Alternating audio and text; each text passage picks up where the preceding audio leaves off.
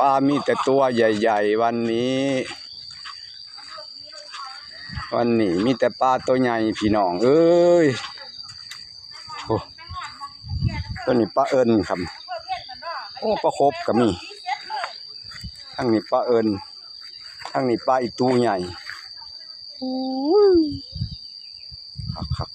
กปลาตัวใหญ่ๆปลาแม่น้ำโขงไปทำความสะอาดก็ทำต่อไปครับพี่น้องหลายครับตัวใหญ่ๆงามตัวงามๆปลานางตุแม่น้ำโขงปลาบันปลาหอยมองเห่ามื้อนี้ปลาอีตุลาย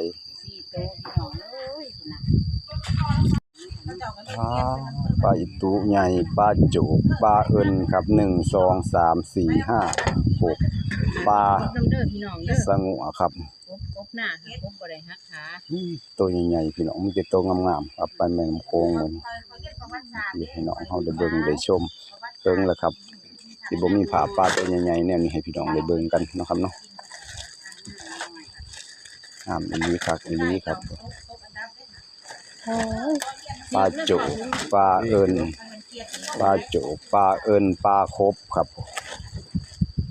ปลาชนิดมีแต่ตัวหลุนใหญ่ๆเลยพี่น้องตาสะอ่อนเป็นตาอ่อนสอนเนาะพี่น้องเนาะลายแห้งครับปลาหมึกลายแห้งโค้งมือนี่ทาปกมองลายครับมีแต่ตัวใหญ่ๆมีแต่ตัวงามๆก็ได้เบิ่งจากชมปลางามปลาตัวใหญ่เบิ่งได้ครับมาชมมาเบิ่งมาชมได้ทาปกมองด้วยครับเด้องามลายครับ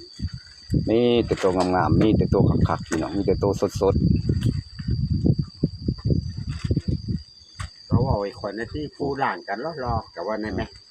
ผู้หลังป้านี่ก็รอขนาดครับเขาบอกว่าไม่มีปากผู้หลังป้านี่รอแห้งนี่ผู้รอบ่แล้วก็บ่จักดอกหรือจังได๋นี่แหละตัวนี้ก็ได้ด้วย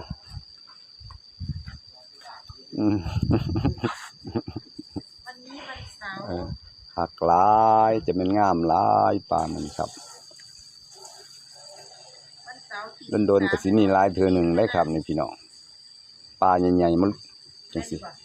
คนหาก็สิบ่ค่อยได้แต่ว่ามื้อนี้เพิ่นได้หลายเนาะพี่น้องเนาะ